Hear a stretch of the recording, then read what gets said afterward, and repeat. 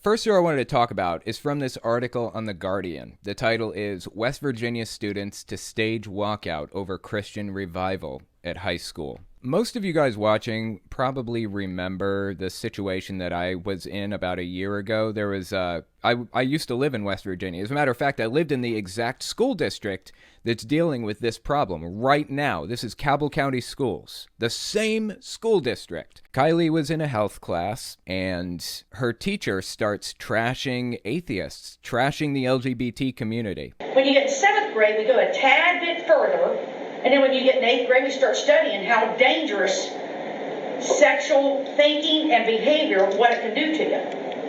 Okay? And the one thing is, I'm hoping that you all are brought up by a good family or person, whoever's raising you, that they're teaching you right from wrong, and that it's not okay to be sexually active. If you look at the Bible, it says, sex isn't for love, it is for what? When is the time you should? After marriage. After marriage. I have got so many kids that were so against me in my first and second period, you would have a heart attack. It makes me sick how they believe. And I'm thinking, the upbringing that you guys are having from your parents, I'm not saying nothing bad about your parents, it's just different nowadays, and I hate it. They say all you do is you everything you're teaching about sexual transmitted disease stuff, you keep referring back to the Bible. And I said, because I'm right, but you can't force somebody to believe in God, and that's whether you do or not. That's your opinion, but I just can't get my head into there where people don't really think there's I don't know, I'm just kind of shocked. They'll know one day, won't they? That's what worries me. I don't want anybody to be lost. So I try to squeeze them in a little bit without getting in too much trouble. But there's so many kids that don't believe in God, and they don't believe in values, and they don't care whatever they do, however way they want to dress, whatever way they want to act. If they want to be with a boy or a girl, that's their choice. And that's fine. I'm not arguing. I'm just saying I don't believe in that. And it's just a fight battle. I'm trying to teach you guys, when you learn about the body, you need to understand that when your hormones start being released, you're going to start having a little bit of sexual feelings or thoughts. That's normal. Everybody does that. Okay? There's nothing wrong with it. The thing is you've got to choose, what are you going to do about those feelings and thoughts? And if you're brought up with morals and values, then God's going to be there to help you make better decisions. As a result of us calling this out and complaining about it and having the FFRF send a letter to the school district, the entire district turned against us. Like, every person in the town that I lived in. There were 3,400 people in the town. 1,900 of them were on a Facebook page dedicated to doxing my address and all kinds of insane stuff. It was scary. It was incredibly scary. I had to straight up leave the district. I had to get out. I left West Virginia entirely and moved to a different state to escape what was going on. It was nuts. Well, guess what? The school district is doing it again. As a matter of fact, I'm in communication with the person that is involved in this, that reported this originally, and I did an interview with him recently. That'll be coming out on my main channel probably in the next week or so. But let's give this article a read and see exactly what happened. Like I said, it's on The Guardian. Title is West Virginia Students to Stage Walkout Over Christian Revival at High School. It doesn't have a name as to who wrote the article or whatever. It doesn't seem to, but anyways. Let's give it a read and see what it says. Between calculus and European history classes at a West Virginia public high school, 16-year-old Cameron Mays and his classmates were told by their teacher to go to an Evangelical Christian revival assembly. When students arrived at the event in the school's auditorium, they were instructed to close their eyes and raise their arms in prayer, Mays said. The teens were asked to give their lives over to Jesus to find purpose and salvation. Those who did not follow the Bible would go to hell when they died, they were told. The Huntington High School junior sent a text to his father. Is this legal, he asked. The answer, according to the U.S. Constitution, is no. In fact, the separation of church and state is one of the country's founding basic tenets, noted Huntington High School senior Max Nybert. So I believe this is a picture of Max Nybert right here. Again, he was a senior at Huntington High School, and he's the one that staged the walkout originally. The article is talking about Cameron Mays. So like I said earlier, I've been in communication with Cameron Mays, and I'm going to be doing a long-form video about this situation later. Cameron sent me some video footage that he got while this was going on, so I wanted to give this video a watch and see what was happening. Check this out. If I were to ask how many of you believe in this man, most of you would raise your hands and say yes. And if you believe that everything in this book is true, then you must also believe the parts about judgment, about heaven and hell. And so the first option you have is hearing him say, well done. The second thing that might happen to you is he might look at you like, maybe like some of you look at some people. Yeah, maybe like some of you look at some people, something.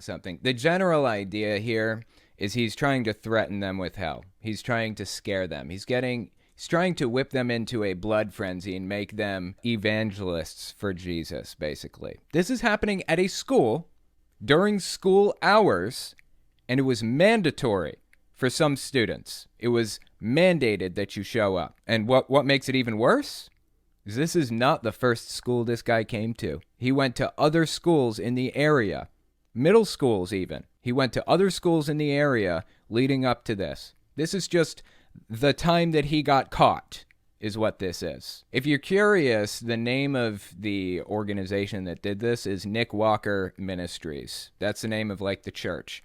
And he uploads to YouTube, and you can bet I'm going to be talking about some of his videos, his YouTube videos. It's going to be an interesting one. I dare say some of you have been in church for 20 years and have never tasted Jesus before.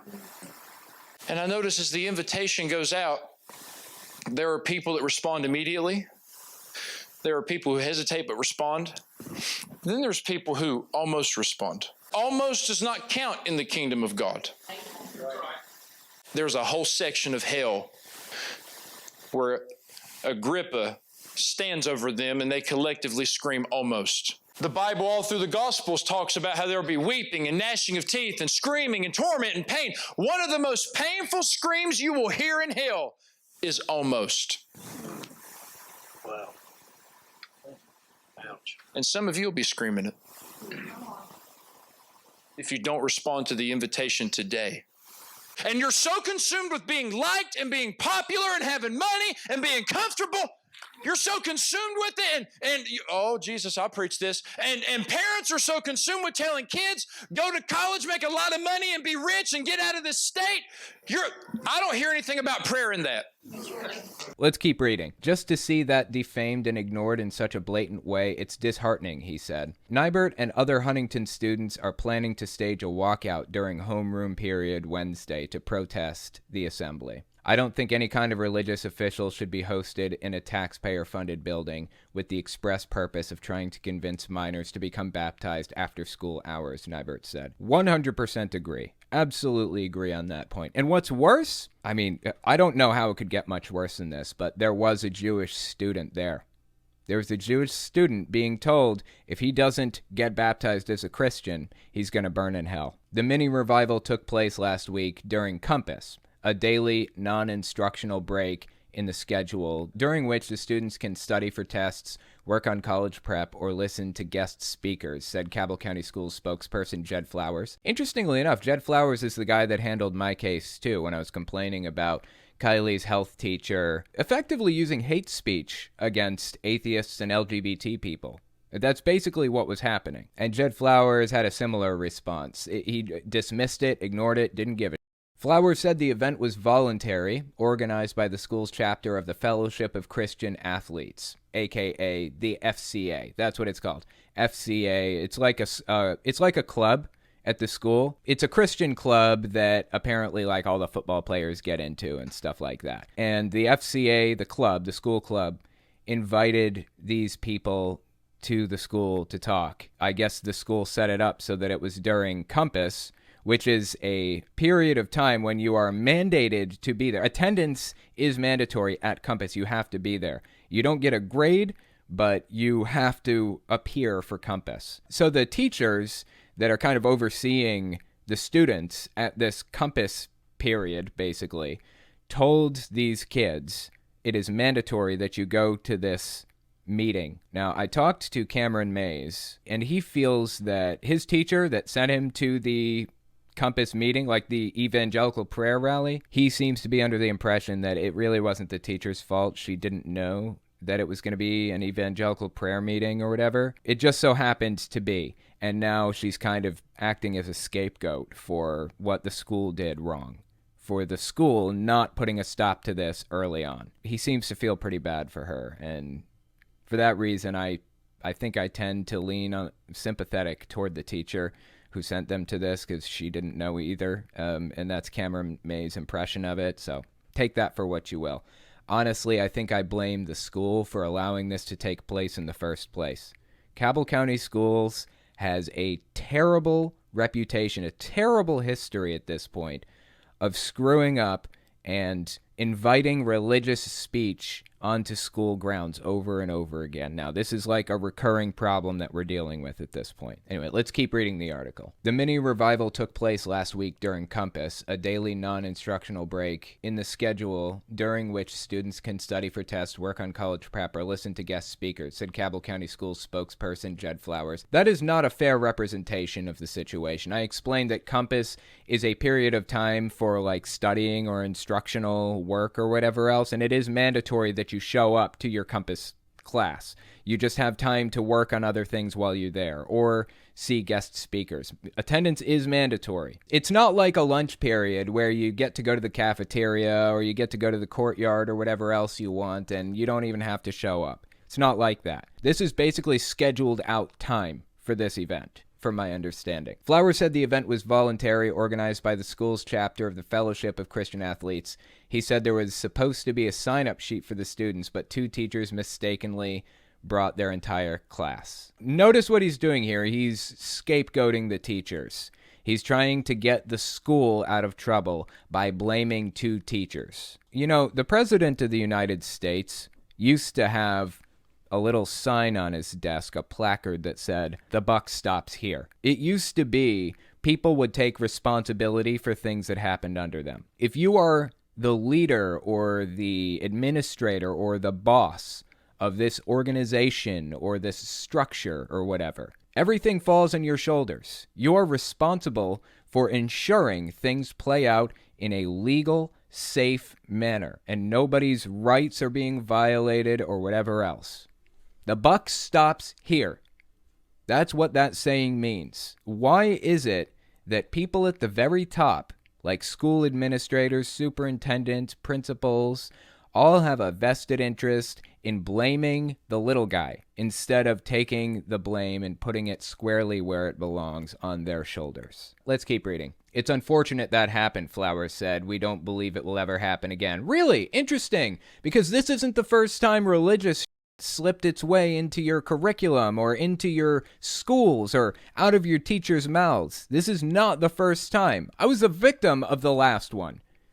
I remember it very well, exactly how this went. I don't believe this will ever happen again. But in the community of fewer than 50,000 people in southwestern West Virginia, the controversies ignited a broader conversation about whether religious services, voluntary or not, should be allowed during school hours at all. A group of parents, the American Civil Liberties Union of West Virginia, and other organizations say the answer to this question is also no.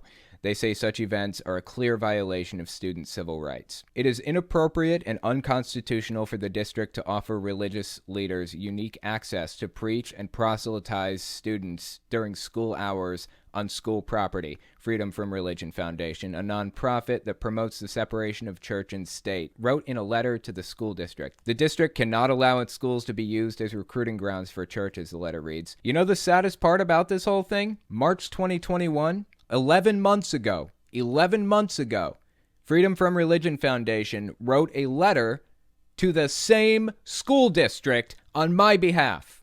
The same school district. They didn't even have to look up the email addresses. They had them because we were dealing with this issue in March of 2021. March through May, basically. It is absolutely grotesque. Absolutely grotesque that Cabell County Schools continues to get away with this. How many times How many times, Cabell County Schools, how many times has this happened? You know, Kylie went through all of this like 11 months ago, and when it was happening, her mom told me that she had that teacher in her class when she was little. 16 years previously, she had this teacher. And she was saying the same stuff back then. 16 years minimum. 11 months later, and the school district is still doing this. This is not an isolated incident.